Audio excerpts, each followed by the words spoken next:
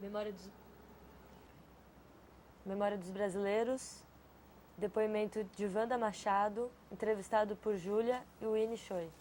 Piaçabuçu, 5 de outubro de 2007, realização Museu da Pessoa, entrevista MEB HV 058. Para começar, queria que você contasse, assim, falasse o seu nome completo, a cidade, a data de nascimento. Então, eu sou Wanda Machado. Eu gosto muito de ser Wanda Machado. Eu resolvi omitir o último nome, que é Silva, mas eu gosto de Wanda Machado, é o nome do meu pai.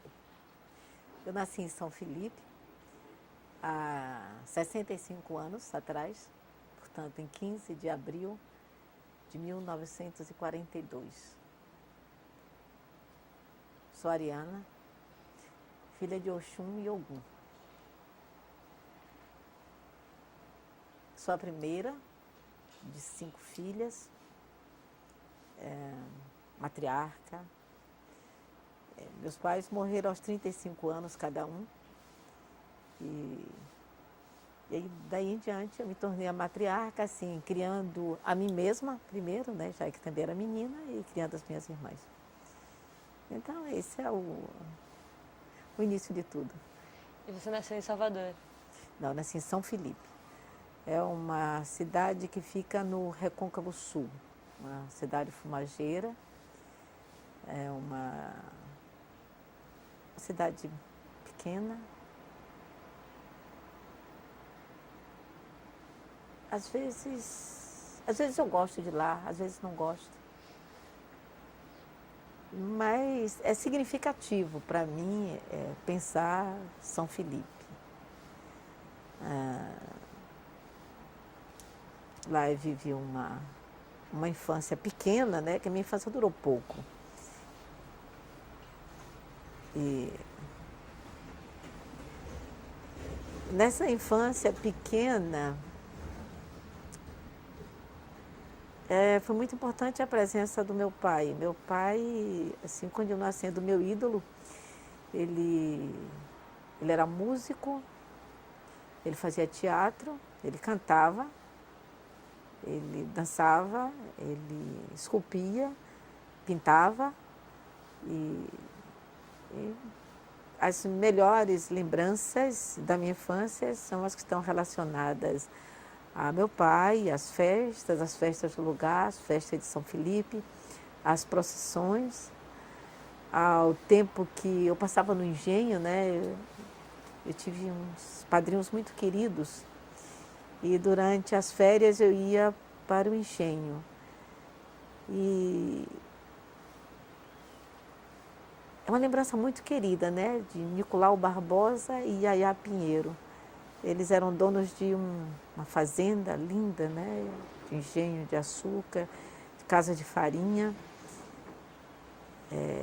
As lembranças estão cheias de banhos de fonte, caminhos para a fonte, do leite cru, bebido de manhã cedo, às vezes de má vontade, e do carinho do meu padrinho,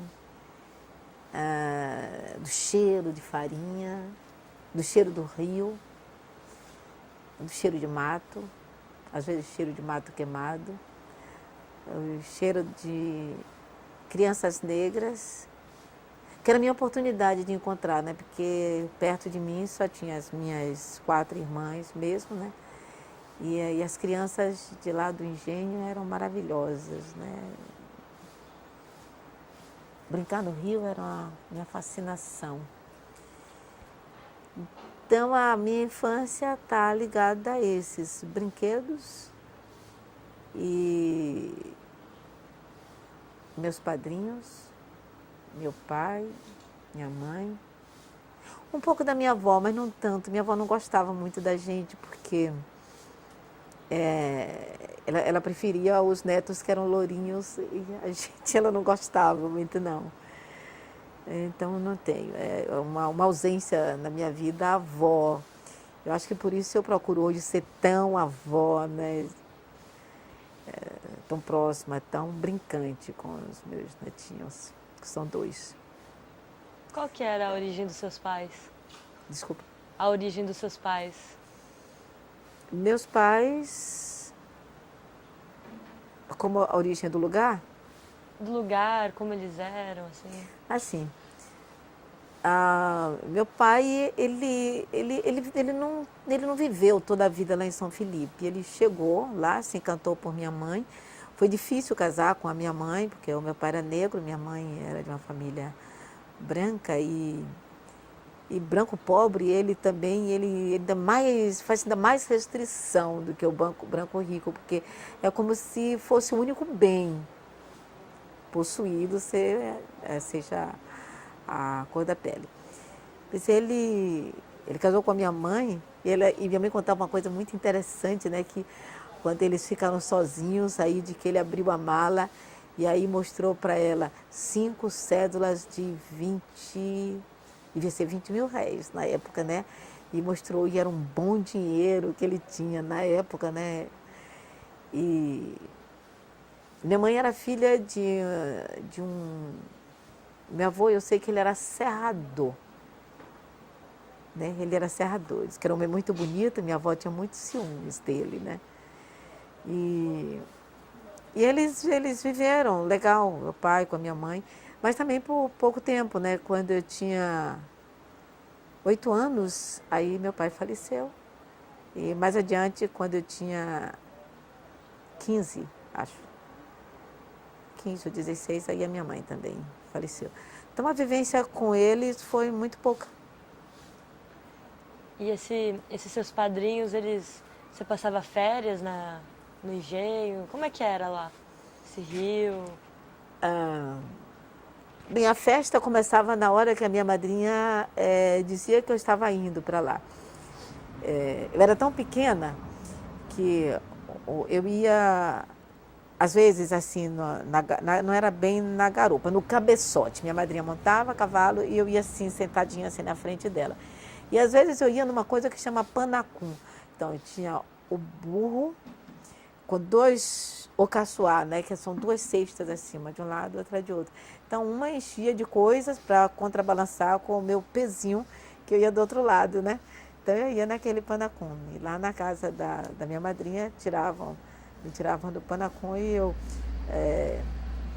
ficava absolutamente livre para pular de um lado para o outro nas varandas.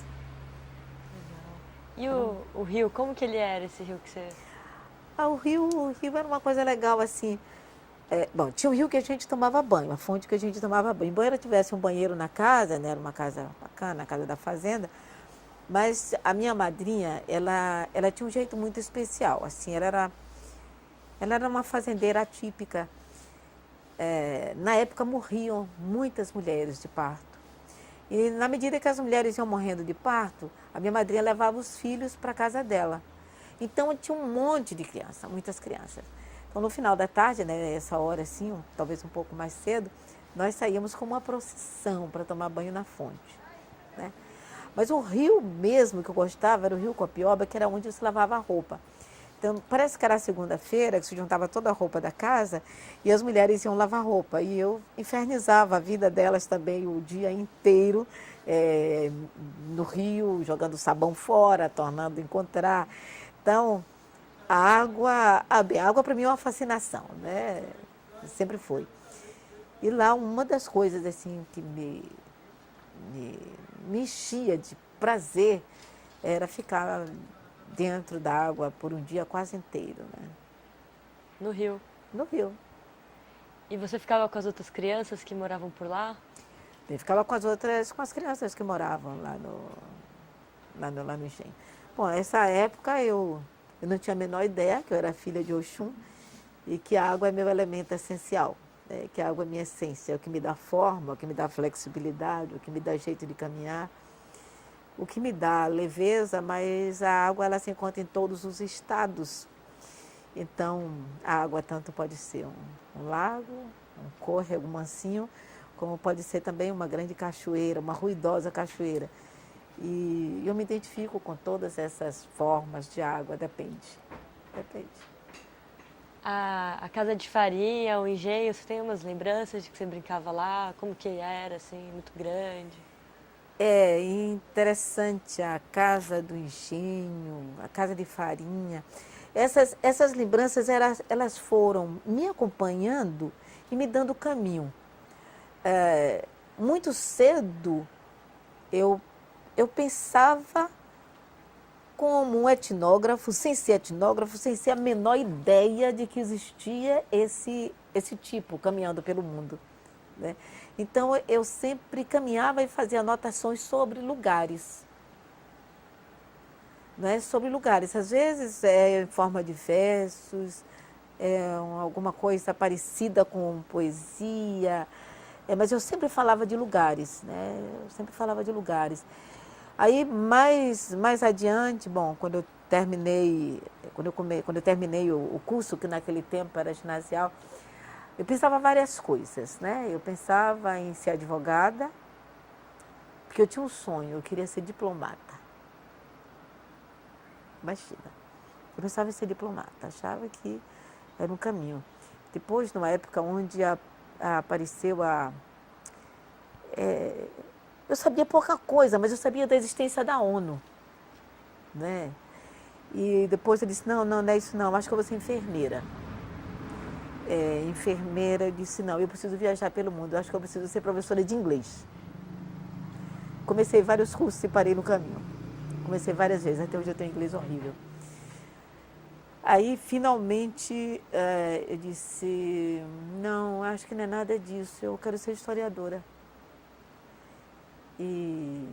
Mas quando eu pensei em ser historiadora, eu pensava exatamente no engenho, no Rio. Quer dizer, eu tinha uma história e uma geografia já marcada dentro de mim que eu precisava de saber o que significava.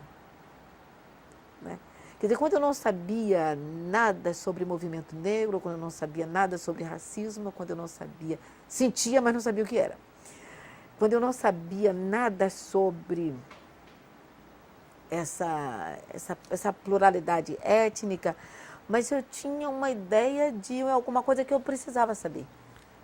E aí eu resolvi fazer um curso de história, que foi péssimo. Péssimo, péssimo, péssimo. Quando eu terminei o curso de história, eu disse, meu Deus do céu, eu acho que eu vou entrar na universidade outra vez, fazer alguma outra coisa, porque eu não aprendi. Porque eu nunca ouvi falar em África, eu aprendi tudo né, no caminho. Eu nunca... Enfim, as informações que me deram como aprendizagem para a vida, como aprendizagem que me serviria como educadora, como pessoa, quer dizer, nada disso eu tinha aprendido durante... Bom, isso aí, daí eu comecei a pensar, bom, é necessário um outro tipo de educação, fazer diferente. Aí nessa época, quer dizer, toda essa influência, toda essa paisagem, né, que eu tinha na minha cabeça, me servia para pensar, fazer a educação de um outro jeito. Há de se fazer a educação de outro jeito. E aí eu criei uma escola. Eu criei uma escola e as imagens continuavam me acompanhando. Elas não eram imagens do passado. Né? Na verdade, eu sempre tive essa ideia de que existe um único tempo, que é o tempo presente. Presente do passado e presente do futuro. Né? Então, pensando nesses tempos, aí eu inventei uma escola, eu queria uma escola. A escola tinha dois motivos. Né? Um dos motivos era que eu precisava de trabalhar com as minhas 5 irmãs, que eu já era matriarca nessa época, com menos de 20 anos. Né? E aí eu precisava de alguma coisa que pudesse trabalhar eu e minhas irmãs. Então, eu criei uma escola onde nós mesmas fizemos as mesas e as cadeiras.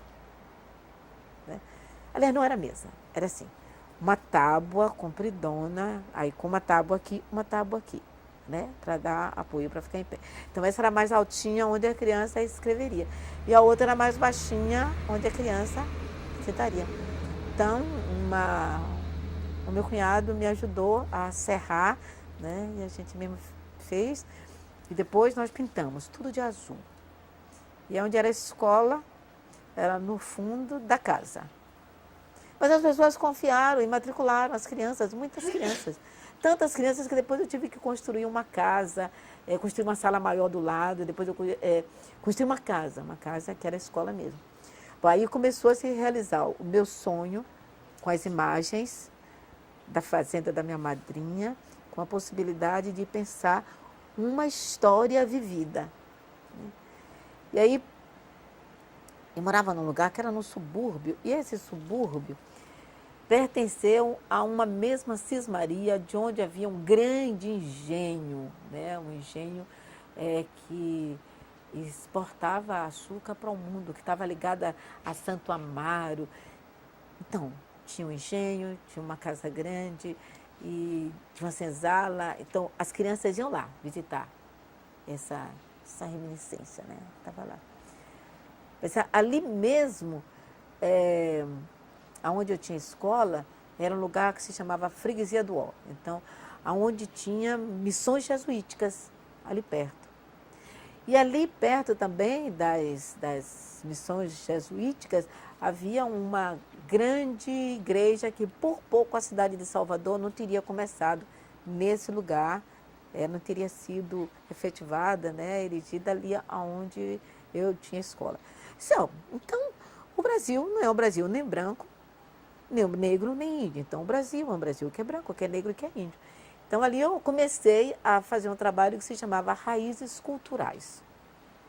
Para fazer esse trabalho de raízes culturais, então, na época, chegaram também umas freiras suíças para o lugar. Aí eu fui ajudar as freiras suíças a aprender a língua portuguesa. Então, elas me ensinavam francês e eu me ensinava português para elas. Foi ótimo que eu consegui passar no vestibular com nota 10 em francês. Depois eu desaprendi tudo. Hoje mal sei dizer bonjour, talvez. Enfim. Deu para me virar em Paris, não passar fome, coisa assim, mas nada signifique. Então, essas freiras, elas faziam... Era o lugar mais importante, era aquele centro comunitário, né? Onde eu era catequista, concilista, onde eu fazia todos os movimentos religiosos ali. E ali mesmo, eu disse, como que eu vou pensar raízes culturais, raízes negras? Mas encontrei uma solução assim. Eu chamei um meu amigo, que ele hoje é um babalorixá, é um pai de santo, ele é filho de um lorixá, mas tem um irmão que é padre. Padre Clóvis, né? Uma pessoa muito conhecida no movimento negro. Então, disse, então, aí vai ser legal, porque eu vou estar próxima da religião de matriz cultural africana, mas também eu vou estar perto da religião católica, uma vez que eu estou trabalhando com o irmão do padre, e aí eu vou ficar perto também da igreja, e aí, bom, você pode imaginar, na verdade, eu que tinha sido criada com um pai que ia à missa todos os domingos, que tocava na missa, e de repente eu estava pensando em conhecer a cultura de matriz africana, a cultura negra, como que isso ia se arrumar na minha cabeça, trabalhando com as freiras suíças, né? Sim, mas terminou que tudo foi, de início, bastante caótico, hoje é completamente arrumado na minha cabeça, né? Hoje eu não tenho mais problema. Mas a escola, na realidade, era a possibilidade de eu fazer uma espécie de educação onde o Brasil começasse a ver de uma maneira cirandada, né?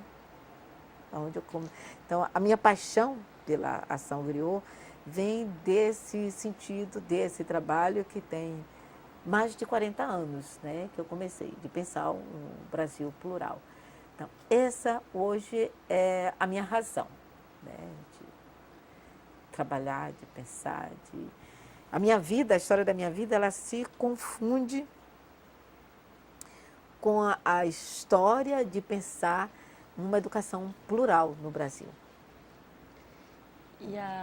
E como você teve o contato, assim? Como você foi se relacionando daí com a cultura africana e aí a pedagogia? Assim. Bom, aí esse primeiro contato, lá quando eu tinha escola lá em Paripe, no subúrbio de Salvador, né? Então eu criei esse contato, né? De levar as crianças e mostrar, olha, aqui viveram índios aqui perto, mas aqui tem a Casa Grande, onde viveram os senhores, aqui onde viveram os nossos ancestrais, Eu comecei a pensar ancestral, ancestralidade, afinal, o que é que significa ancestralidade? Aliás, isso eu fiquei sabendo há pouco tempo, quando eu perguntei a uma criança, para você, o que é um ancestral? Eu disse, ancestral? Eu acho que é o avô, do avô, do avô, do avô, do avô, do meu avô. Ele disse, cara, eu podia ter pensado isso antes, eu tive tanta dificuldade de pensar o que é ancestralidade, né? Então, esse pensar me fez buscar outro jeito de pensar a história. Para pensar esse outro jeito, eu precisei encontrar... Talvez o primeiro livro que eu li nesse sentido foi o livro do Abdias Nascimento. Né? O livro do Abdias, e depois eu fui encontrando outras possibilidades, outros estudiosos. E fui criando também, né, um caminho quando eu estava fazendo os créditos do mestrado e eu tinha um projeto com uma professora que cada vez que eu queria sair daquilo que ela queria fazer, ela dizia assim, não, mas isso aí você não sabe. Mas isso aí você não sabe. Cada vez ela me dizia assim, meu Deus do céu, como é que eu estou fazendo mestrado e que tanta coisa que eu não sei e não vou aprender, como que é isso? Isso aí você não sabe. Aí um dia eu fiquei muito aborrecida e rasguei o projeto. E quando ela me perguntou pelo projeto, eu disse, eu perdi. Eu não tenho mais o projeto. Eu não quis dizer para ela que eu tinha rasgado, que estava com raiva dela, né? Dela me dizer tanto que eu não sabia. Aí talvez uma semana, duas depois, eu fui convidada para participar de um evento em Nova York. E aí eu fui, e eu ia falar exatamente de cultura afro-brasileira, mas na relação com artes, né? Que é um trabalho que vem evoluindo desde 21 anos atrás, e hoje é o trabalho que eu vou mostrar aqui, né? que eu falo na Nação Griot, que é essa influência negra, né? Nas artes e nas ciências, né? No Brasil. E aí quando eu estava lá, encontrei uma senhora, conheci uma senhora, né? Uma Estela, uma mãe de santo, e aí eu estava com uma amiga, com a Nacélia, ela disse, por que você não fala com a Estela e vai fazer a tua dissertação estudando as crianças lá da escola que existe no terreiro de Candomblé? Eu digo, mas como que eu vou fazer isso? Ela nem me conhece, eu nem a conheço direito, e como que eu vou chegar para ela e falar uma coisa destas? E ela me encorajou, né? Me encorajando. Aí eu falei com a mãe. Aí ela disse, bom, quando chegar no Brasil, quando chegar em Salvador, você aparece lá no terreiro, e aí a gente conversa com o Xangô. Aí disse, nossa, chegar em Salvador, conversar com o Xangô, que história é essa? Como? Aí passaram uns dias, aí eu cheguei lá e disse, mas Estela, a senhora se lembra? Nós estivemos em Salvador, nós tínhamos participado de uma mesma mesa, né? E eu meio, completamente sem jeito, não foi meio, né? Completamente sem jeito. Aí ela disse, tá bom, vamos conversar com o Xangô. Eu disse, como que eu conversava com o Xangô? Aí quando eu cheguei lá era uma sala, né? Uma sala assim bonita, tinha uns panos e uma mesinha redonda. E aí ela começou a jogar búzios, né? Aí eu pensava, meu Deus, como que esse punhado de conchinhas vai resolver a minha vida acadêmica agora, né? E fiquei olhando, eu nunca tinha entrado no terreiro, eu nunca tinha visto ninguém jogar búzios. Aí ela jogou e fez. Ah, mas o caminho está aberto. Esse que é caminho aberto, porque tem toda a linguagem religiosa de matriz africana, quer dizer, é um outro código, né? É um outro jeito. Eu disse, o que significa estar com o caminho aberto? Ela disse, sim, que você pode fazer seu trabalho aqui, com quem você trabalhar, com quem você vai trabalhar, quando que você quer começar. E eu confesso que eu fiquei um tanto sem jeito, né? Primeiro que eu acho que eu nem acreditava, né, que ela me aceitasse para fazer esse trabalho lá no terreiro. E ela aceitou, né, e eu fiz uma dissertação de mestrado que... Aí por 10 anos ninguém compreendeu. Por 10 anos ficou lá na academia e até que um dia eu encontrei um antigo professor, o professor Felipe Serpa, fez: onde está a sua dissertação? Eu disse: bom, tem cópias lá na biblioteca, cópias lá na UFBA, tem cópia na minha mão. Fez: olha, segunda-feira você procure Gustavo Falcon lá na EDUFBA, na editora da UFBA, né? E deixe lá, e diga a ele que eu mandei. Ele era reitor na época. Poucos dias depois eu recebi um parecer lindíssimo, sem assinatura, obviamente, né? A gente não fica sabendo quem é que fez o parecer. E o livro foi editado, tem 21 anos de editado e é um dos livros mais vendidos. Por conta de ele estar completamente atual, levando em consideração a Lei 10.639, que obriga o ensino de história e cultura africana, né, e afro-brasileira na escola. Então, está completamente atualizado. Legal. Bom, daí eu fiquei um tempo... Quando eu saí do mestrado, eu saí um pouco triste, né? Quer dizer, nesse intervalo até a edição do livro, esses 10 anos, eu resolvi ser florista. Então, abri uma floricultura e aí eu resolvi ser florista. Eu saí muito triste do mestrado, me sentindo impotente, me sentindo... Fazer o que com isso, meu Deus? Quem vai acreditar? Quem vai acreditar nessa possibilidade de fazer isso? E realmente eu tive a maior nota, fui indicado para edição, mas era alguma coisa que não tinha ressonância. Eu não tinha quem conversar e que acreditasse naquela história como uma boa coisa. Bom, agora depois quando passaram os 10 anos, né, aí eu voltei novamente para a mesma escola, a escola eugeniana, a escola que existe no terreiro de Candomblé. Né. Eu voltei para a mesma escola e aí eu criei um projeto Ireaió. Ireaió significa caminho de alegria. Projeto Ireaió. E aí, apresentei à prefeitura municipal. E a prefeitura municipal apoiou e começou a achar que era uma coisa muito boa, né, para fazer. E eu continuei com o apoio lá da Mãe Estela, né, do povo da comunidade. E aí o MEC terminou por conhecer a escola. Aí, de repente, a escola passou a ser escola de referência nacional. E aí eu fui várias vezes para o Salto para o Futuro. E uma professora da Universidade, da PUC, do Rio de Janeiro, a Denise Pini, viu pela televisão e eu fui fazer um trabalho lá com ela. Enfim, começou a florir de verdade, não mais na floricultura, mas a ideia de novamente pensar uma educação diferente daquela que eu tive.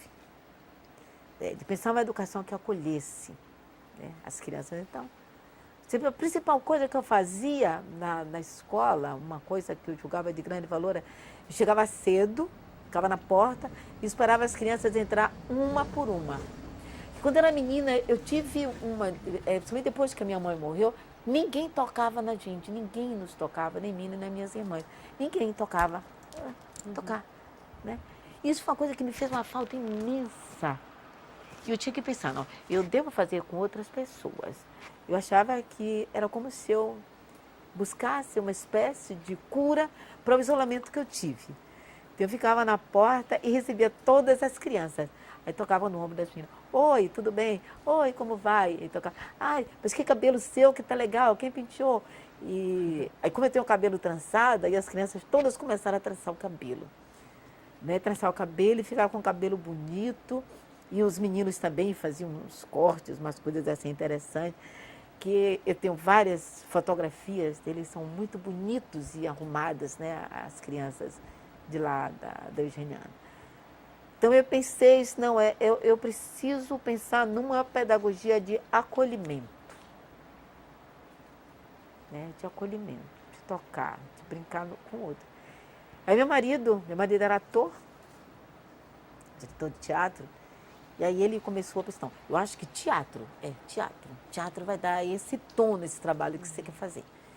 E era bacana, né? Porque o teatro na escola, ele não faz somente representar peças, né? Mas o teatro é o quê? No teatro eu respeito a presença do outro. Eu respeito a distância que eu tenho de ter para o outro por uma marca. Eu respeito a fala do outro, o olho do outro, o jeito do outro, né? Há um mostrar-se um para o outro, né? Então, toda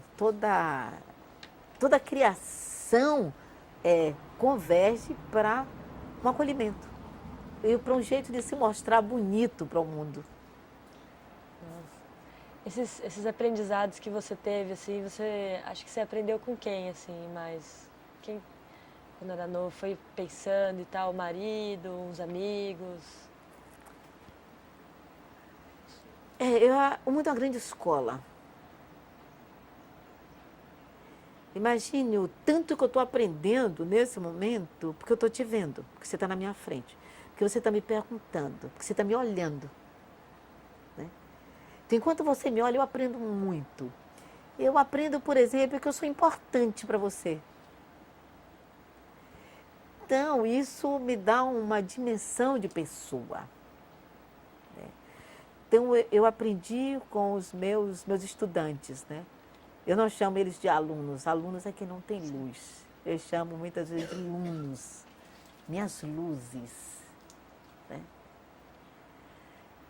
Então, aprendi muito. E aprendi a lição. Uma coisa linda que eu aprendi, eu era bem pequenininha, acho que devia ter uns 6 anos. Estava nesse rio lá na fazenda da minha madrinha, aí pegou fogo lá no caminho. Eu não sei se tocaram fogo, não sei. Eu sei que apareceu um fogo.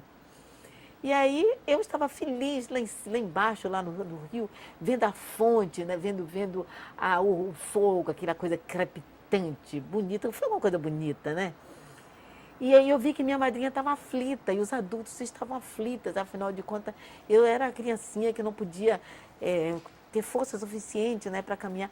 Aí de repente vem Marcília. Marcília era uma senhora negra, forte, né? Um pouco parecida com Lúcia.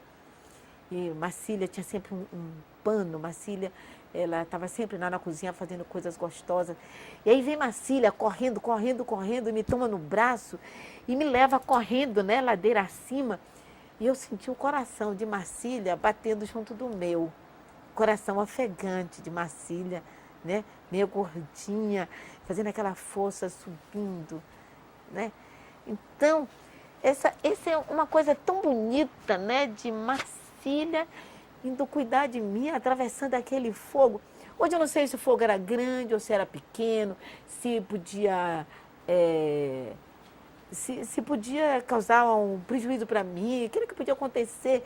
Mas aí, o que eu tenho é o abraço de Marcília, o cuidado de Marcília, né, para que eu não me machucasse, para que eu chegasse lá em cima e me livrasse do fogo. Então, eu aprendi muito quando eu morei no subúrbio. As pessoas eram muito pobres, máquina de lavar nem pensar, então as pessoas lavavam na porta, né? E a minha tia também lavava na porta, eu ajudava às vezes a minha tia, e assim, aí tinha um grande varal, que era uma cerca, aliás, era uma cerca, não era um varal, uma grande cerca. Aí havia um acordo tácito, né? Daqui até aqui é de Dona Benedita, daqui até aqui é de Dona... Sabe? E aí cada um... Mas aí de repente chovia. Aí quando chovia, o que era que acontecia? Minha tia não pegava só a roupa dela da chuva e as outras duas vizinhas não estavam. Ela pegava tudo E às vezes misturava, era uma confusão, mas era melhor a confusão de separar as roupas de cada um do que deixar a roupa molhada, né, lá à toa. Então eu aprendi muito de solidariedade. Eu aprendi, minha tia paria muito, né? E eu morava na casa dela, que quando, quando meu pai faleceu, ele tinha um sonho que eu estudasse, né? Eu tinha que ser uma pessoa estudiosa. E aí ficou certo de que quando eu terminasse a escola primária, eu iria para lá estudar. Então eu fiquei lá na casa dessa minha tia. E era interessante como as pessoas pobres são solidárias. Como elas, quer dizer, paradoxalmente, ao que não tem, tem muito para dar. Né? E seja o que for. Então a minha tia paria e eu cuidava da minha tia. Né? Inclusive lavando as roupas do parto, que era em casa, fazendo a comida, tinha que cozinhar uma galinha todo dia, né? Lavava a roupa, passava a roupa, fazia tudo isso lá. Meu tio me ajudava. Mas o que era bacana era que de manhã eu era magrinha, magrinha, e as pessoas tinham pena, né, de ver como que eu tinha que fazer tanto trabalho. Aí vinham de lá com cada uma chegava assim, tinha um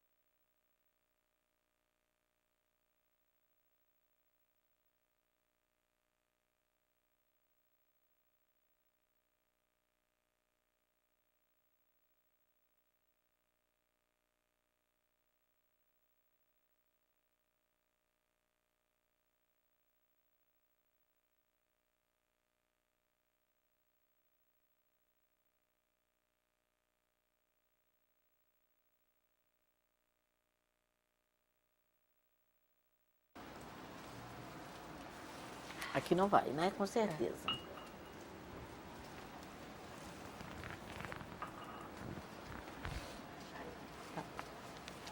Voltando só um pouquinho, assim, de quando você era mais nova, né? Você falou que muito cedo você virou a matriarca, né? Que tem muitas irmãs. Como é que foi isso no começo? No começo foi difícil, mas não tanto. Não tanto, porque a escola que eu inventei lá no fundo da cozinha, fundo do quintal, primeiro ela resolveu um problema que nós todas passamos a ter um trabalho. Né? Então, nós éramos duas professoras no início, e as outras foram se formando também, professora, professora, professora. E até quando construí um prédio mesmo para a escola, todas já éramos professoras, já empregamos mais 2 ou 3 parentas também. Né? E isso nos ajudou a ficar mais juntas, mais solidárias. Eu acho que, na verdade, eu acho que a minha vida foi salva pela solidariedade. Aquela história que eu estava te contando das mulheres que não tinham o que oferecer quando a outra mulher paria, e como não havia água encanada, cada uma tinha um túnel do lado da casa, e as mulheres iam chegando com latas de água que pegavam numa fonte assim perto e colocavam assim, olha, tá aqui que eu trouxe. Aí chegava mais outra, despejava outra lata de água, outra lata de água. Aí o túnel ficava cheinho até em cima e a gente tinha água para trabalhar o dia todo, para limpar as coisas o dia todo. Então era um presente preciosíssimo. E toda a vida eu pensei que o mundo não existiria sem solidariedade. Veja bem, então essa foi a ideia que eu persegui toda a vida pensando, como levar isso para a escola? Como levar isso para a educação? Pô, isso foi evoluindo, até a minha tese do doutorado. A minha tese de doutorado, na realidade, é autobiográfica. E eu falo desses inúmeros momentos que as pessoas foram solidárias comigo. E daí eu levo isso para a escola, né? Porque o caminho foi muito longo, eu acho que em 6 meses não daria para contar, mas a gente tem que sintetizar essa história. E além do povo do subúrbio, né, onde eu morei, depois eu aprendi muito isso com a lição do terreiro. Então, eu pensava, uma educação tem que ser feita com acolhimento, a possibilidade de formar sujeitos autônomos, solidários e coletivos. Sim, mas tem que ser exatamente isso, não necessariamente nessa ordem, né? Mas de um jeito caótico, que essas possibilidades elas pudessem estar fazendo e se desfazendo, fazendo e se desfazendo, né? E criando sujeitos de fato que pode ser na vida, né, aquilo que ele é sendo cada dia. Sendo cada dia alguém que pensa em ser solidário, alguém que pensa em ser coletivo, alguém que pensa em construir junto, em fazer junto. E eu consegui levar essa ideia pensando nessa minha itinerância, né? Na realidade foi uma caminhada heurística, né? Eu fui vivendo e aprendendo a fazer educação. Aliás, continuo aprendendo a fazer educação, né? Mas essa é a forma que eu penso, né? Então, eu aprendi de acolhimento também muito no terreiro. Se alguém chega doente no terreiro, tudo para e se acolhe aquela pessoa. Se alguém vai fazer na hora da iniciação, a iniciação é feita em barcos. O grupo se chama barco. Porque nesse grupo tem pessoas que podem mais, que podem menos, que podem coisa nenhuma ou que podem muito. E só juntos isso se realiza. Porque tudo é coletivo, né? Tudo é coletivo. O que se precisa é muito coletivo. E o cuidado também é coletivo, né? Todos os mais velhos, como numa revivência de família ancestral africana, todos os mais velhos são como pais, todas as mais velhas são como mães. E cuidam dessa pessoa que está sendo feita ou iniciada, como falam os antropólogos, com um cuidado absoluto. Então, esse acolhimento eu aprendi também muito no terreiro, esse jeito de ser coletivo, de se fazer coletivo. Não há nenhuma possibilidade de individualidades no fazer dos terreiros. Tudo é feito de uma maneira coletiva. Tem coisas que somente eu posso fazer como filha de Oxum. Tem coisas que, hipoteticamente, só você pode fazer como filha de Ogum. Então, vai ser sempre necessário que eu esteja junto de você para fazer coisas que são coletivas, coisas que estão no coletivo. Então, a necessidade de ser autônomo, de pensar por você mesmo, né? Pensar por si mesmo e pensar com o outro. Quer dizer, é uma situação que parece difícil de acontecer, pensar por você mesmo e pensar com o outro. Fazer por você mesmo aquilo que você tem que fazer e fazer com o outro. Foi a lição maior que eu aprendi, a lição do jeito de agregar-se, de estar junto. né? Eu juntei a minha experiência de historiadora, a minha experiência que eu fui vivendo e olhando em diversos lugares, inclusive, por exemplo, na feira. Na feira. Você não sai da feira sem tudo que você quiser. Se a pessoa que tem uma barraca aqui do lado não tiver, ele vai aqui do lado, vai, pega, ele ajuda você e ajuda aquele outro que ele vai vender com ele, que ele vai estar com ele.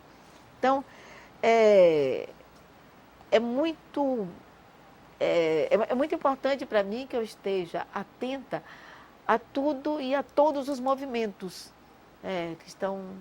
que passam por mim, né? Bom, claro que tem coisa que foge, nem sempre é possível, mas na medida que eu estou atenta, eu aprendo com esse movimento, ou com estes movimentos, né? Com essas ações dos outros, eu aprendo como fazer melhor aquilo que eu faço, ou deixar de fazer aquilo que não é para fazer, né? Eu vou aprendendo, me reformando, me formulando todo o tempo, sempre nesse sentido. Então, juntar a história com a vivência seria, por exemplo, pensar nesse sentido agregador do povo negro, que no navio negreiro, quando um era completamente diferente do outro na sua etnia, às vezes até inimigos, que eles brigavam muito por conta de limites, e de repente eles se olham e passam a ser malungos, né? Malungo é uma palavra banto que significa companheiros.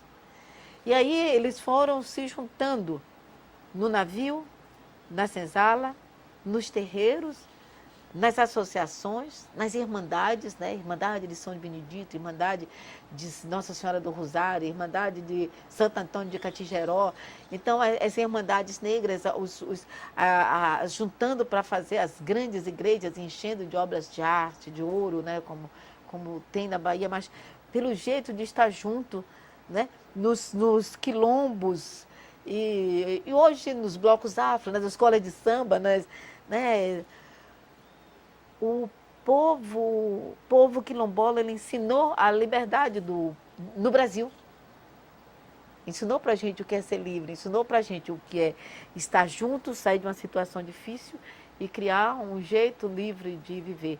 Então, toda a minha experiência de vida vivida, né? Minha experiência de ouvir história, de contar história, de vivenciar histórias, de ver pessoas saírem de situações de solidão e entrar de solidariedade, de estar junto, de crescer junto, Bom, isso. E quando foi que você começou a ir no terreiro? O terreiro era... Eu era católica, né? Praticante, de nascimento, né? Aquela história do meu pai, de me levar para a missa, né? Então, dos bailes pastoris. Eu era bem pequena quando, no Natal, meu pai me ensinou a cantar o Adeste Fidelis, né? Imagine, né? Bem pequenininha, nada. Adeste Fidelis, face triunfante. E por aí vai, né? Cantando na noite de Natal. E depois eu fui concilista, fiz encontros de casais com Cristo, curso de igreja, todos os movimentos da igreja eu fiz. Aí meu primeiro marido morreu, que também era concilista também comigo, que era encontrista. E aí eu percebi uma coisa, quando ele morreu eu tinha, acho que tinha 40 anos, né? Parecia que tinha ainda menos. E eu percebi que todas as mulheres, os maridos morriam e elas continuavam no encontro de casais. Mas eu notei que as pessoas não estavam querendo que eu ficasse, né? Então, um dia eu estava conversando com uma pessoa, assim, aí eu vi a filha chamar, meu pai, vem atender o telefone. Eu disse, ai, não tem telefone chamando. Eu acho que está feio eu estar conversando com ele aqui, eu sou viúva. E aí, assim, comecei a achar, assim... Bom, aí... Eu vi que não era mais, que aquele lugar passou a ser um não lugar para mim. Num lugar que me acolhia. Coincidentemente, eu fiz essa viagem para Nova York, coincidentemente eu conheci uma Estela, coincidentemente eu tinha, pode ser coincidência ou sincronicidade, né? Então, eu não estava bem com a minha orientadora de lá, do mestrado. E aí eu fui fazer esse trabalho lá. E aí eu conheci o Carlos Petrovich, e a gente começou ajudando lá a minha mãe. Primeiro ele foi escolhido como Ogã de Ogum, ele era um homem de Ogum. E aí ele foi iniciado e eu fiquei lá ajudando, né? Fazia coisas. Ganhei o direito de lavar pratos, que no terreiro você ganha o direito de lavar pratos. Não é assim fácil, não. Você ganha o direito de varrer a casa. Pô, você vai ganhando dinheiro, o direito de pôr a mesa, de ficar mais perto da mãe de santo, das pessoas mais velhas. As pessoas começam a te ensinar coisas sem você perguntar, porque se perguntar você não aprende. Quer dizer, não vai dito para você. É só uma questão de atenção. Você fica atenta para ver como é que as coisas acontecem, como que são feitas.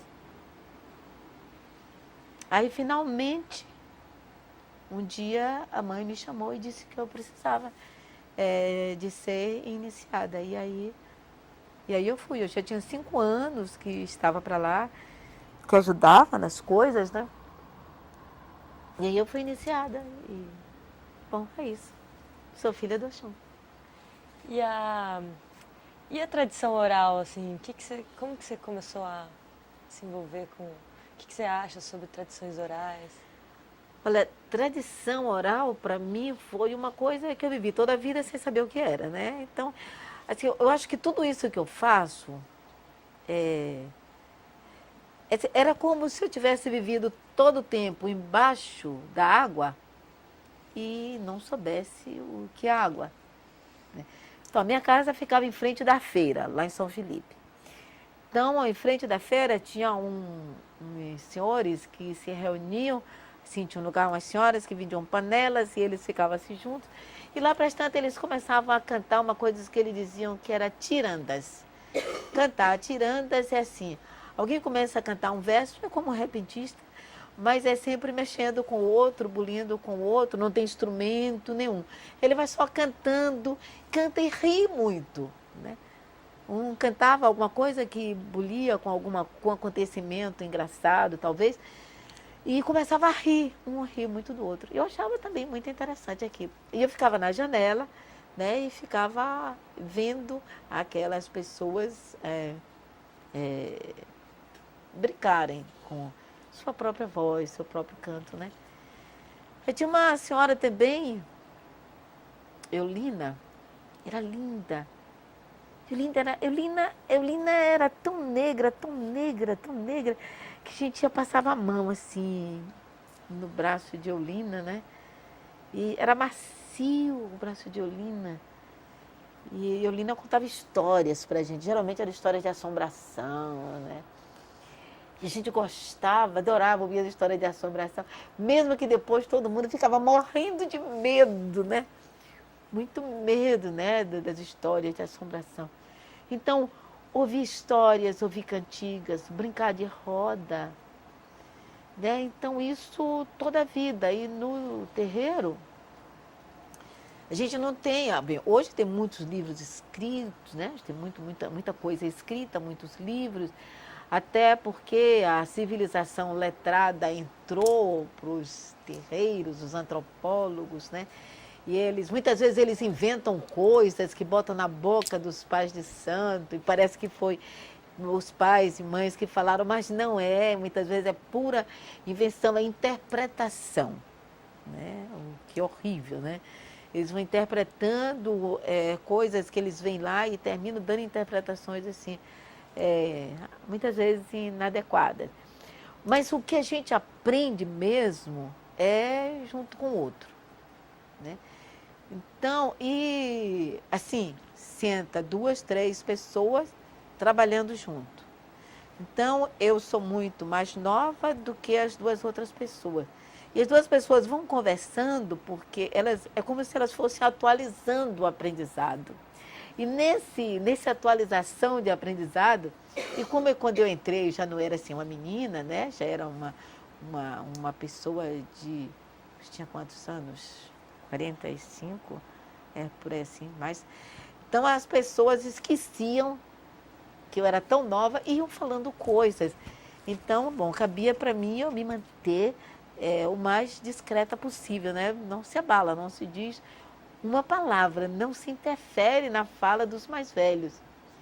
E esse não interferir na fala dos mais velhos, que é uma herança ancestral, né? E o mais novo, ele escuta a fala do mais velho até o fim de cabeça baixa, muitas vezes. E não é um sinal de subserviência, é um jeito de aprender de fato, né? Então, às vezes o africano, ele não leva um pedaço de papel para a escola, né? E fica lá, sentado. Ele escuta, ele tem uma possibilidade de aprender incrível.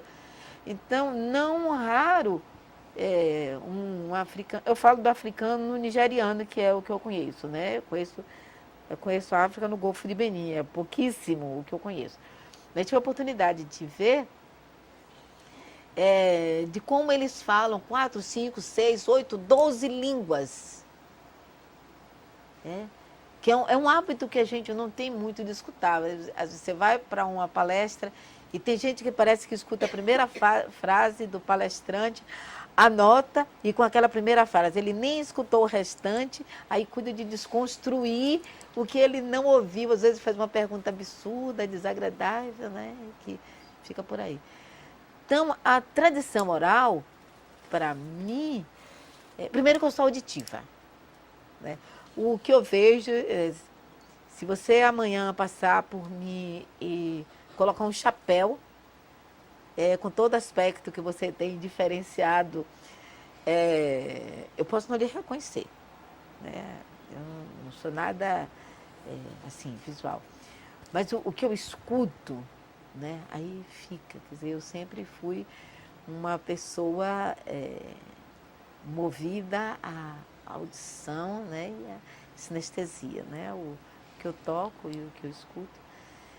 Então, esse é mais alguma coisa que eu pensei, de fazer uma educação diferente nas escolas, levando em consideração a fala, mas não a fala interminável, mas você falar para a pessoa, dizer coisas, né, à pessoa, né, de vez em quando criar a oportunidade de falar com cada criança ou cada professor que eu estou formando, né, que eu estou contribuindo para a formação dele, né, o falar, o tocar, o olhar, o escutar, como possibilidade educativa, né, como possibilidade de se fazer uma outra educação que é diferente de dizer, olha, leia da página 22, da página 25 e amanhã nós conversamos a respeito. Isso não é um jeito de fazer a educação, é completamente impessoal, né? Marque com uma cruzinha a figura que está à direita. Quando você pode caminhar com a criança e dizer, quer que está na tua direita, quer que está na tua esquerda? Mova-se para a direita, mova-se... quer dizer, nesse... um outro jeito, a gente aprende com o movimento do mundo, né? E não com letrinhas.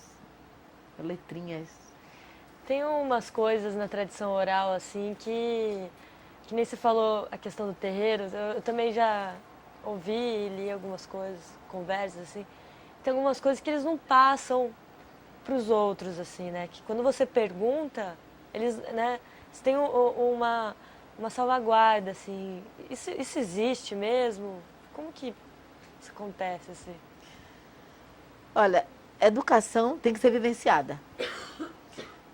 O tradicionalista africano, ele pensa educação como iniciação.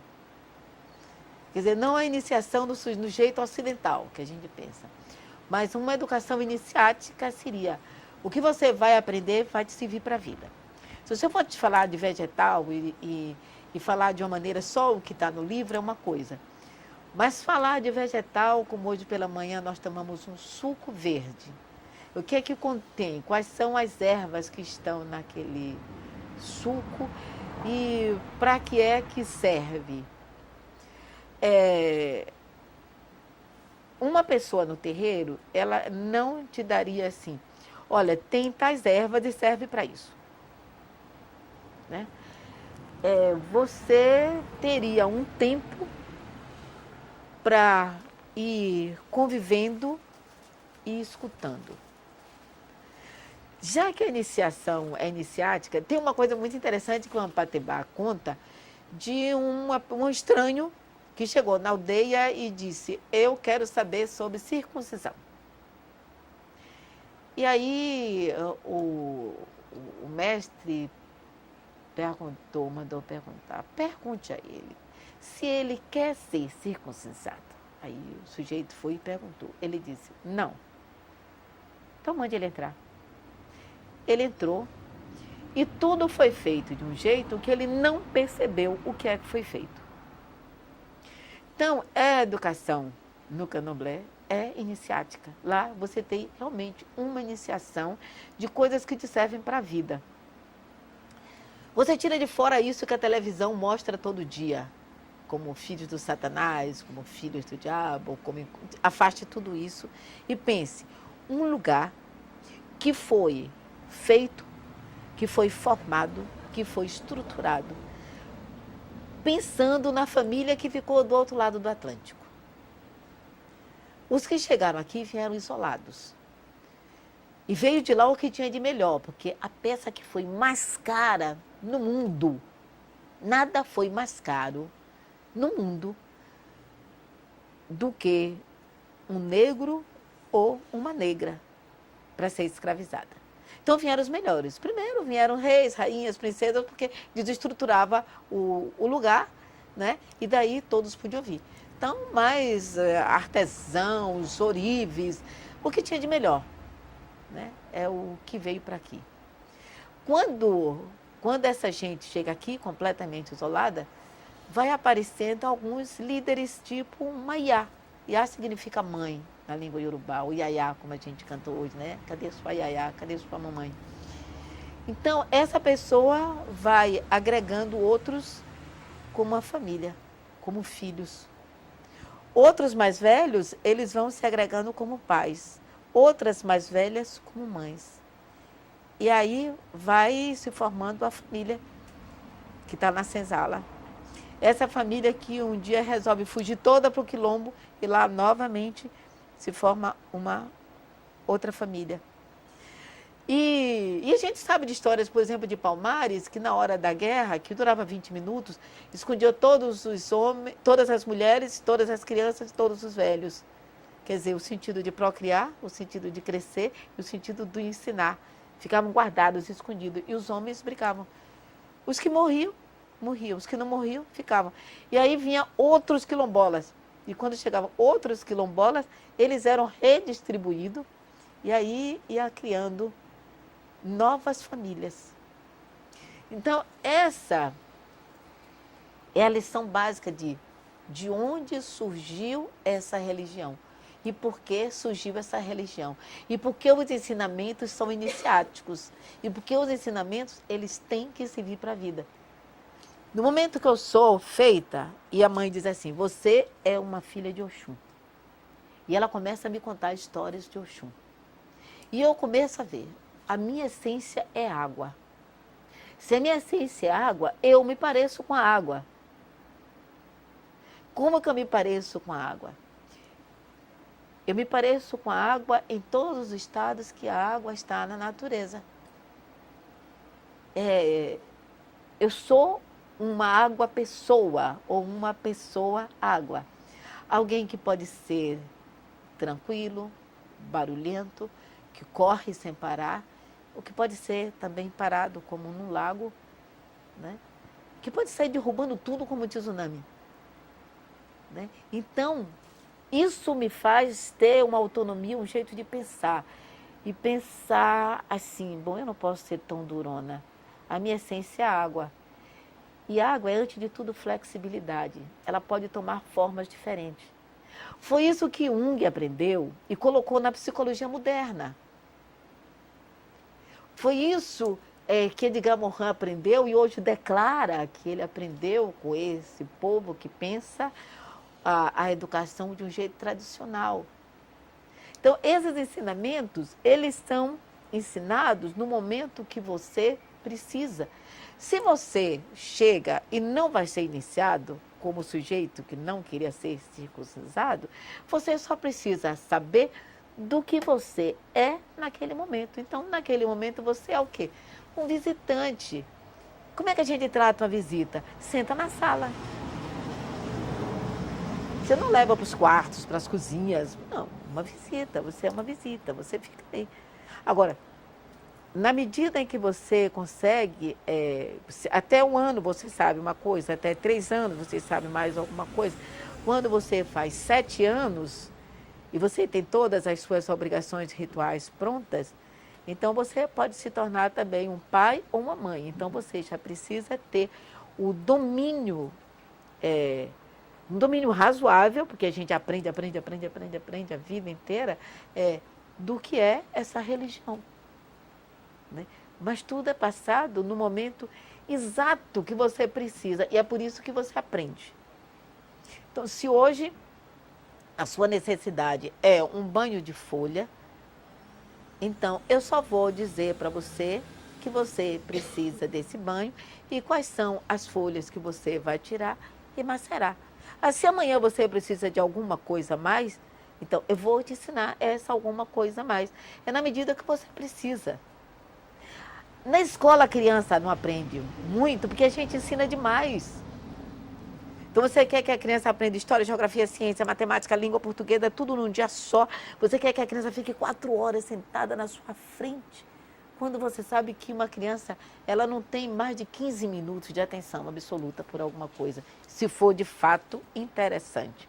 Você quer que ele passe 4 horas. Então é melhor fazer como no terreiro. Você agora só precisa disso. Eu só te dou isso. E você vai aprender para sempre aquilo. É muito melhor do que eu te ensinar um montão de coisa e você entrar por aqui, sair por aqui. E... com certeza. E o que você acha que é importante da tradição oral, assim, sabe? Numa visão, assim, tipo, de mundo mesmo? Por que a gente tem que conservar ela, incentivar ela, respeitá-la, sabe? Tentar agregar mais valor, assim. Me parece que o importante da tradição oral é antes de tudo o encontro. Né? É você olhar para o outro, né? Falar para o outro. É você considerar a presença do outro, a essência do outro, o olho do outro. Dizer, no momento que você me escuta, eu me sinto uma pessoa importante no mundo. Né? Alguém... Eu posso não estar falando verdades absolutas, com certeza não. Mas há uma consideração por mim. Então, essa consideração que eu preciso ter por cada pessoa que passa por mim. Né? Responder olhando para a pessoa. Quem conta a história, né? Ele não olha para o lado, ele não se distrai, ele conta para você. Né? Você é importante, ele juntou o melhor do seu saber para dar para você. Né? Ele juntou o melhor do seu acúmulo, né? Tanto do seu patrimônio intelectual, mas do seu patrimônio também espiritual, né? Para dar para você naquele momento. Então, esse é o encontro. O Petrovich, ele dizia que o mundo ele se resume a caminhos, encontros e celebração. E se a gente pensar qual é a magia desse momento, né? A gente ter caminhado, olha de quanto longe eu vim, São Felipe. Né? Olha de quanto longe veio a tua ancestralidade. Né? Imagina, coreana. Né? E de repente a gente está aqui um diante do outro, uma diante da outra, se amando, se respeitando, se entregando. Né? A gente está entregando o melhor que a gente tem um do outro, né? A atenção do outro. isso levado para a educação. Imagine que eu vou entrar na minha sala de aula, pensando nas minhas crianças, ou nos educadores que eu formo, como as pessoas mais importantes do mundo. É para elas que eu devo dar todo o meu acúmulo, né? Tudo o melhor que eu juntei, né? Em toda a minha andança, para aquelas pessoas. E vai que essas pessoas recebam como um presente, né? Esse tempo todo que eu andei, que eu estudei, que eu pensei, tudo que eu escrevi, tudo que eu li, né? Então, tudo isso eu juntei para cada pessoa que eu estou encontrando, né? Porque eu encontrei também tantas outras, né? Que me deram, que qualificaram a minha presença. Educação precisa ser algo muito, não só pensado, mas sentido. Né? Sentido, né? Eu agora faço um trabalho no Baixo Sul e para chegar lá eu tenho que atravessar o mar, né? Um ferryboat. E às vezes o motorista que vai comigo, ele faz: a senhora vai descer? Eu digo: não, eu fico aqui. Né?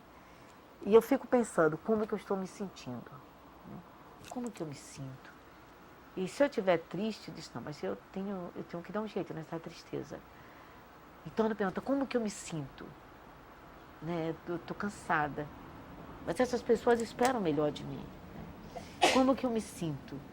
Se eu estou insegura, mas se eu estou insegura, talvez eu não devo falar disso que está me causando essa insegurança, mas falar de alguma coisa que me faz absolutamente segura com aquelas pessoas, né?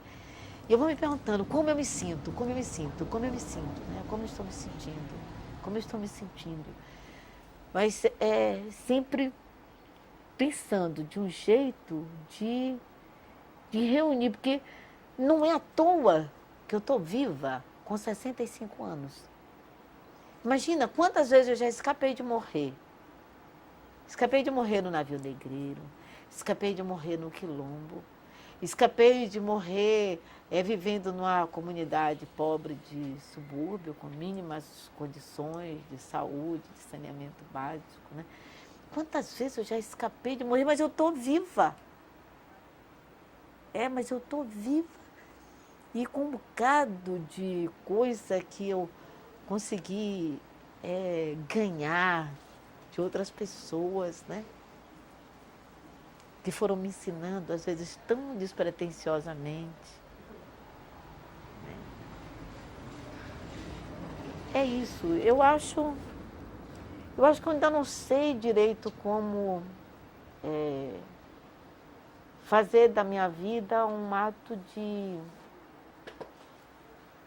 educar. Né? Mas estou tentando.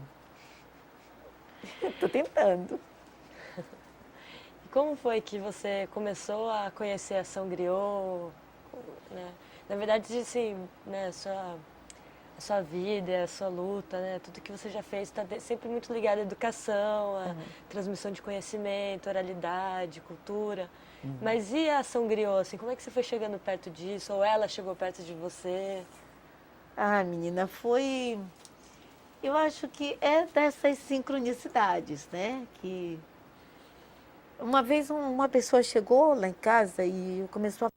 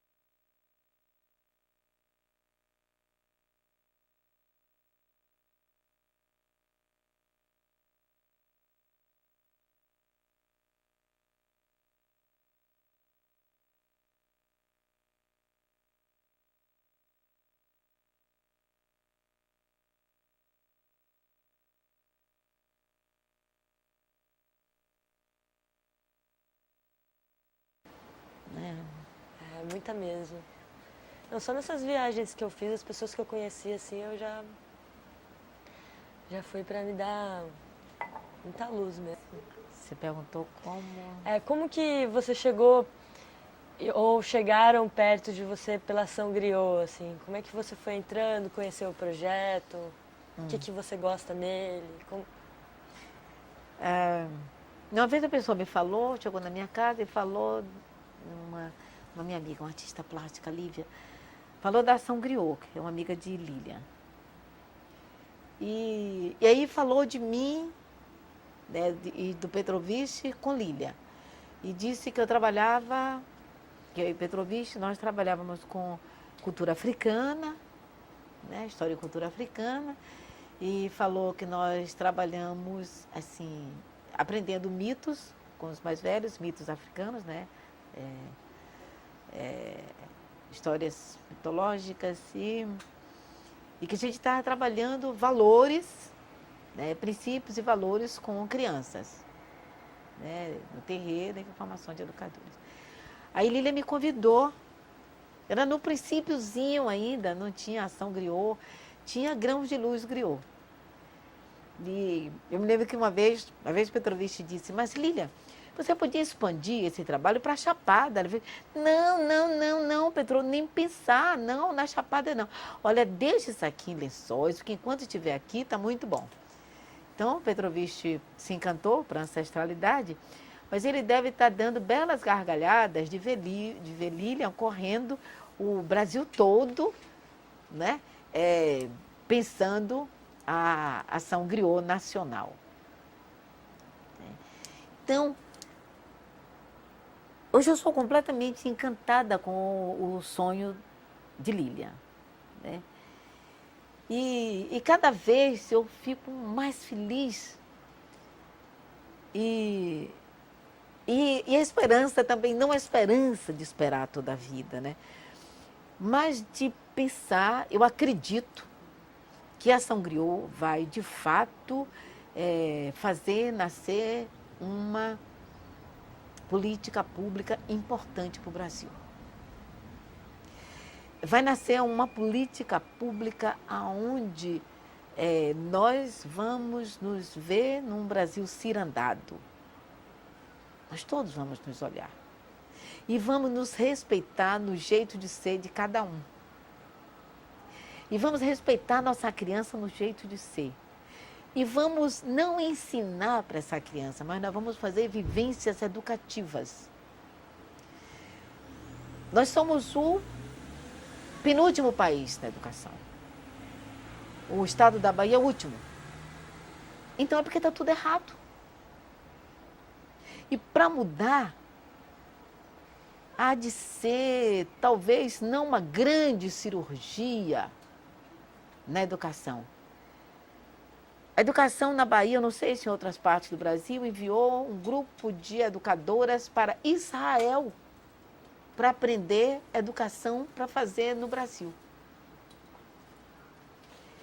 E eu vejo aqui a força de pessoas do lugar, da terra, que fala do mesmo jeito que a criança. E eu vejo a criança como ela fala, como ela se comunica, como nós vimos hoje. Quer dizer, um jeito de ser natural, um jeito de ser que brota dessa terra. E eu vi no Rio de Janeiro um jeito de ser que brota da terra, que brota do jongo, né? E eu vi, em cada lugar que a gente está indo, a gente vê um jeito de educar, de estar no mundo, que significa e que não pode ser trocado por um jeito de ser ditado por Brasília. Quer dizer, tem livros que são adotados pelo MEC, recomendado pelo MEC para o Nordeste. Um absurdo. Um absurdo. Para escolher o livro para o Nordeste, tinha que ir a professora nordestina para lá. Um grupo de professoras que fossem de cada uma dessas regiões. E aí sim. E aí a gente ia escolher o que é que serve para a nossa criança. Né? Uma criança, antes de saber do rio Tocantins, do rio Amazonas, do rio Paraná, Paranaguá, ele tem que saber o São Francisco, a problemática do São Francisco. O que isso significa na geografia, na história, nos costumes, na tradição oral, na vivência política, social, econômica desse lugar, ou de todo lugar por onde o rio São Francisco molha, né, caminha. E acho que precisa fazer uma educação menos racional e mais poética. Eu fico contente quando eu trabalho com os trovadores, os repentistas, os cordelistas. Se a criança tem um jeito de ouvir, de ler o tempo todo que é o cordel, porque não pode se ensinar história, geografia, ciência, matemática a partir do cordel, a partir dos repentes, a partir da linguagem do lugar. Por que tem que ser uma linguagem que ela não domina, que ela nem sabe? Uma vez foi feito um projeto chamado Gestar, na escola, na minha escola do terreiro, onde falava em Alphaville, onde falava, a matemática tinha trocar uma patinete por uma Barbie. E a criança não sabia o que era patinete nem o que era Barbie. Falava em quarteirões. Mas nós não temos quarteirões. As crianças moram nas invasões. Quarteirões. Que não fala da casa da vizinha, da rua vizinha. No máximo, falar de transversal. Mas quarteirões, o que é quarteirão? Então a gente está ensinando para a criança com a linguagem inadequada, uma linguagem que não é apropriada, um conhecimento também não apropriado, um conhecimento também inadequado, um conhecimento que não caminha nem para que ele aprenda, nem para que ele seja. Né? Tem um poema do Leopoldo Senghor, que eu não me lembro todo, mas tem uma coisa que ele diz assim, o negro não assimila, o negro se assimila. Né? Então ele fala que o Descartes, ele disse, eu penso, logo existo. Mas o negro pode dizer, eu danço, canto, encontro, eu sou. Né? E antes da gente existir, né? Precisa ser, porque o ser é ser um para o outro, né? É estar no encontro, né? Olhar no olho do outro. Né? A gente, embora a gente falando e o outro escutando, mas o outro tem que fazer uma leitura total, né? Uma leitura total do corpo, do jeito como você está, né? De como a gente está. Eu penso que educar é conhecer. Aliás, a palavra conhecer, parece que a significação semântica é nascer junto, né? Conhecer, nascer junto. No terreiro a gente nasce junto, a gente não se conhece e de repente 5 pessoas nascem juntos, né? Naquele lugar. Então, nascer junto não tem que ser necessariamente no terreiro. Nós hoje nascemos juntos, eu nunca vi vocês, mas com certeza eu jamais vou esquecer de vocês. Né? Pelo tempo que a gente está, essa reciprocidade, né? de atenção que a gente está tendo. Né? Então, educar não é isso que a gente está fazendo. Não é isso. Acho que a gente não precisa de grandes escolas. A gente precisava de uma escola que fosse do bairro, que a pessoa abrisse a porta e todo mundo fosse entrando e... Como que entra para uma casa todo dia? Que todo mundo se conhecesse e que a merendeira girasse. Lá na Eugeniana é assim, lá no terreiro. Entrasse na sala, saísse, conversasse também, desse palpite nas coisas que estão acontecendo, né? Sem perder de vista a necessidade formativa, né? A necessidade também do aprendizado, mas que não seja uma instrução. Seria um aprender para a vida. Né? Porque um aprender para vestibular não está dando certo. A gente continua sendo um país deseducado. Né? Então não é isso, não é a instrução que a gente está precisando. Eu não sei como fazer, mas eu acho que tem tanta gente pensando em outras coisas, em outro jeito, que com certeza, né? Eu levo hoje o griot, o velho griot dançando, cantando, e eu olhava a postura do Guitinho. E aonde o griot ia, o Guitinho ia tocando também o pandeiro, e ele ia e voltava, e eles estavam juntos. E eles estavam... Não era uma coreografia, não era uma coisa ensaiada, né? Mas um não tirava o olho do outro. Quando não era o olho, assim, mas era o jeito, né? Um estava atento para o corpo do outro, para onde que o outro estava indo, né? E a gente está deixando a criança da gente ir para todo lado. E a gente não olha ele, a gente não acompanha ele com um olhar, mas um olhar de amparo. A criança está precisando de ser amparada. E ela está saindo por aí afora, a gente não sabe para onde.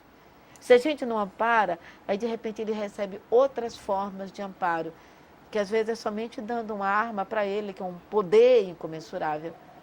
Já que a gente não deu o poder dele ser um sujeito da sua própria existência, né? Da sua vida.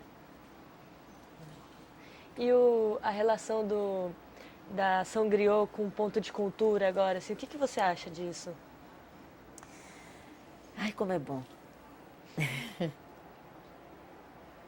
Às vezes nós ficamos angustiadas, né? Hoje, depois do almoço, eu fiquei um tempo ali sentada com a Lúcia. Eu disse, Lúcia, fica calma, porque eu também estou angustiada. Porque se a gente não tivesse angustiado, a gente achasse que estava tudo bem, com certeza a gente não estaria fazendo grande coisa, né? Mas essa angústia é um jeito positivo de estar no mundo, de querer acertar, e a gente não... As certezas não existem. Né? E não é somente a fala do Prigogine, as certezas não existem. Tudo é muito incerto. Então, o que é certo para mim não é certo para a Lúcia, não é certo para outra. Enfim, o que a gente está nessa gangorra. Mas o equilíbrio da gangorra é essa, está desequilibrada, né? E eu acho que é isso que está fazendo a vida, que está dando sentido a essa caminhada, a esse encontro e essa celebração que nós fazemos também, né? A gente celebra, a gente está sempre celebrando o jeito de estar começando. Não é alguma coisa que a gente está celebrando porque a gente já sabe, já finalizou. A gente está celebrando as possibilidades, né? Então, isso a gente acredita, mas acredita como caminho. Sempre como caminho, né? Sempre como caminho. Sempre, a gente está sempre no caminho do desconhecido, né? Então, esse desconhecido é que é o instigante, o excitante, né, para a gente. A dúvida, né? A dúvida. E aí eu terminei dizendo para ela, ela já estava saindo para a escola, eu disse, olha, só tem um jeito. Juntar as nossas dúvidas. Já que ninguém tem certeza mesmo, vamos juntar as nossas dúvidas. E quem sabe é daí que a gente pode ir encontrando caminhos, que com certeza os caminhos vão... Esse caminho a gente vai fazer com passos muito, muito lentos mesmo, né? Muito... É um andar meio na corda bamba mesmo, né? Juntando todos esses saberes, quer dizer, você está atenta, né? Atenta para... É caminhar, é caminhar. Então, o sentido com os pontos de cultura é isso, é juntar os saberes e as dúvidas, porque todos temos. Todos temos. Você pode conversar com todas essas pessoas. Todas têm alguma coisa, todas estão buscando, né? Buscando. Já estamos chegando ao fim, mas eu queria fazer mais duas perguntinhas. Uma é, como você se sente sendo assessora de uma região assim, de tantos pontos, que tem uma diversidade cultural grande? Qual é, né, contar alguns desafios assim que você enfrenta e já enfrentou assim nesse tempo de trabalho junto com os pontos? E a outra, eu queria saber qual é a sua estimativa, assim, o seu sonho, as suas vontades do agora pra frente, assim. Ah, os desafios. Os desafios são todos. Porque veja bem, a ação griot não é uma ação isolada. É uma ação que ela só se efetiva com a anuência, com a aquiescência, com o acolhimento da escola. Com o acolhimento do instituído. Sim, essa é uma questão delicada, né? Quando o instituinte, né, invade o instituído. Na verdade, a gente está pedindo licença, a gente não está invadindo, seria uma figura exagerada. Né? A gente está pedindo licença, como a lição do velho griot, né? Pedindo licença, pedindo a bênção para entrar. Mas a voz instituinte é preciso que ela tenha um equilíbrio para não ser tragada pelo instituído. Porque o instituído é o poder, é a lei. É a lei.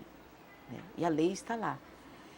Enquanto a gente faz um diário, que é um diário afetivo, né?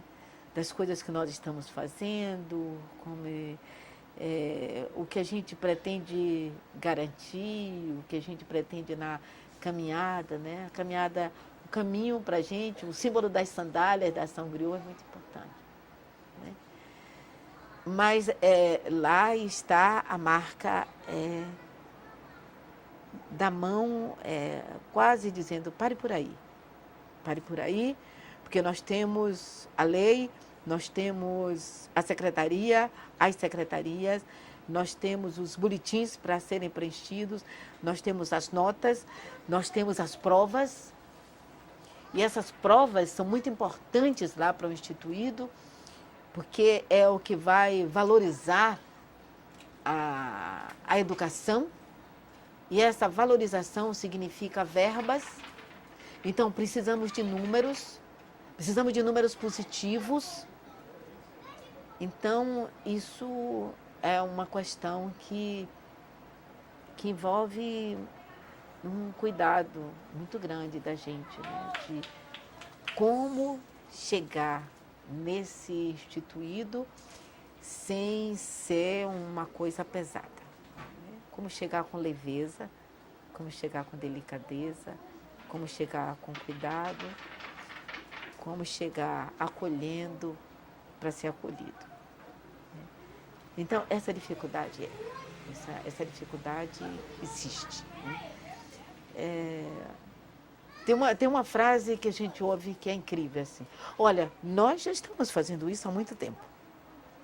Então, quando você ouve essa frase, significa que não é um sinal verde, é um sinal amarelo. Né? Cuidado.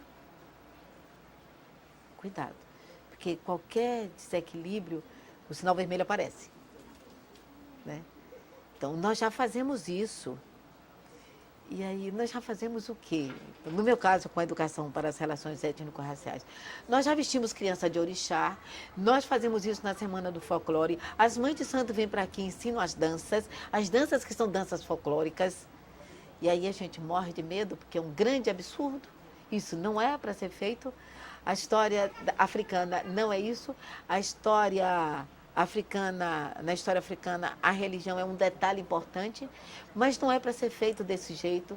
O Estado é laico. Se a gente faz desse jeito, a gente está também indo de encontro a católicos, a evangélicos. Então não é isso que se quer.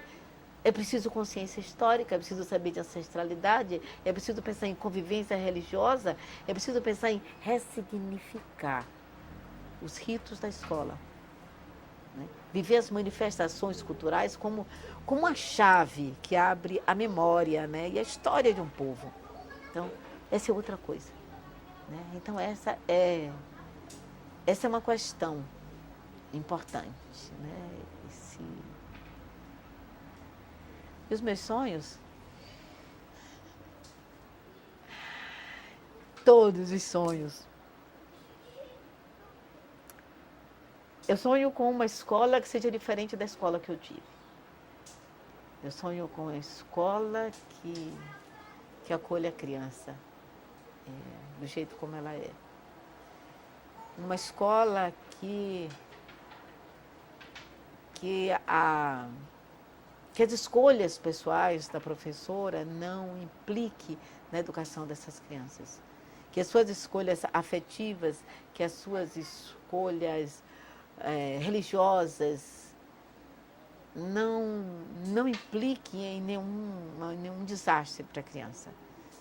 Né? Que a criança seja a criança, né, como uma flor que brota na frente da gente. Precisa ser regada, cuidada, ajeitada, que seja mostrando sempre para ela que existe o lado do sol para que ela brilhe, né? Que ela não tenha nenhum lado escondido, que ela seja vista por inteira, né? Que se mostre para ela, que ela seja mostrada nas suas diversas faces, né? Nos diversos jeitos como ela está no mundo. E que ela não seja uma criança da fotografia, né? Que tem o pai e a mãe e o filho, né? Que ela não seja uma criança fotográfica, mas uma criança que está no mundo, que às vezes ela muda de pai, ela muda de mãe, ela muda de família, ela muda de religião, ela muda de jeito de ser no mundo, e que a gente tem que estar sempre amparando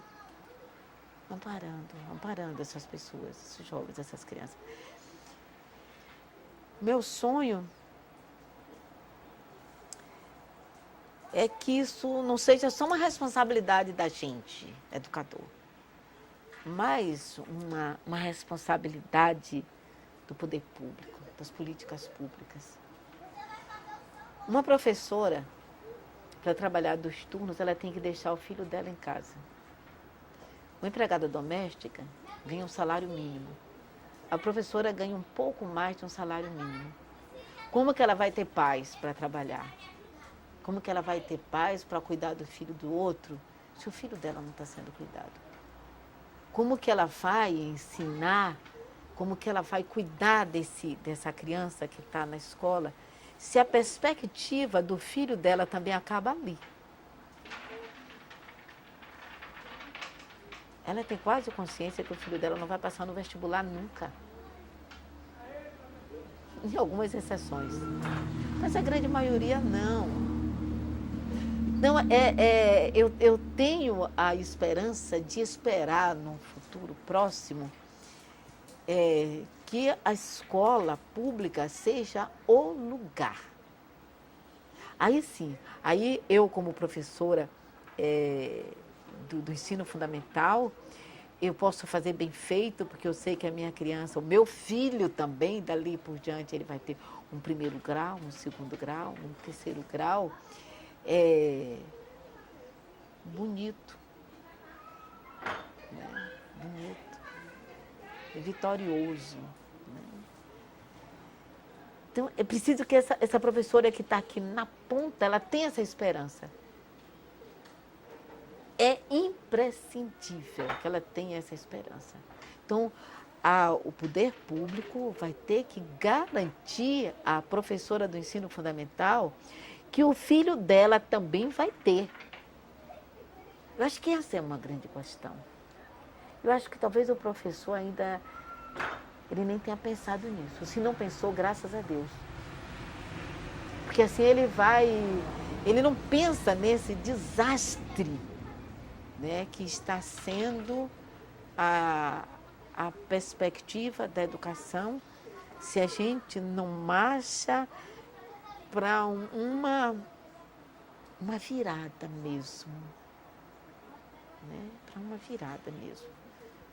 E é uma revolução amorosa e responsável. Irresponsável. Eu sinto que isso tem que entrar na cabeça de quem dirige esse país. Porque senão o país vai ficar inviável, seja para quem for.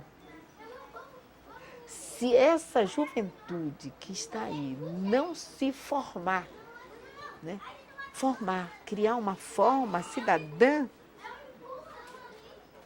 o que é que vai ser de todo mundo? Porque a marginalidade atinge a todos. A marginalidade atinge a todos. Não somente a quem está na marginalidade. A gente começa a se trancar, a ter medo de tudo e de todos. Então, não é esse pequeno grupo que detém todo o poder e toda a riqueza do país que vai dar equilíbrio a esse paizão que está por aí precisando ser educado. Naturalmente que a educação precisa se pensar uma educação com saúde, com cultura, com meios econômicos, né? E não é com uma bolsa aqui, uma bolsa ali, não é com um projovem aqui, um projovem ali que a gente vai resolver. Formar este país é uma missão de todos. E a gente está vendo uma coisa significativa. Olha quem está na ação griot. Olha quem está educando. Gente, isso é uma coisa significativa demais. Isso é o país dizendo, se vocês não estão sabendo educar meus filhos, somos nós mesmos que vamos fazer essa educação. Somos nós mesmos que vamos cantar, dançar, brincar e pensar nesses sujeitos como solidários, como coletivos, né? Com gente que pode pensar com autonomia, com gente que está disposta a caminhar, né? Caminhar até rasgar as sandálias, mas caminhar para encontrar alguma coisa que a gente não sabe o que é. Mas deve ser um lugar que não tenha tanta fome e tanto medo. Eu acho que a gente tem dois inimigos nesse momento que a gente precisa se libertar. Da fome, e que inclui essa fome de saber, né? Essa fome de viver junto, essa fome de ser livre, né? A gente precisa se libertar dessa fome. Essa fome, ela não vai sumir com uma sacola, né? Essa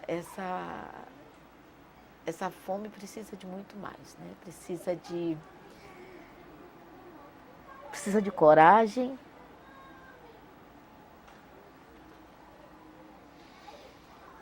e precisa a gente pensar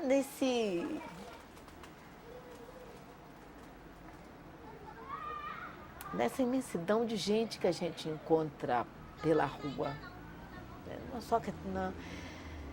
Não é só nas escolas, né? Que está pela rua, que não está vivendo, que não tem esperança, né? Que não tem esperança. A gente precisa se livrar do medo e da fome. Pelo Museu da Pessoa, eu queria agradecer muito, muito mesmo. E agradecer muito mais ainda. Obrigada. Eu agradeço também.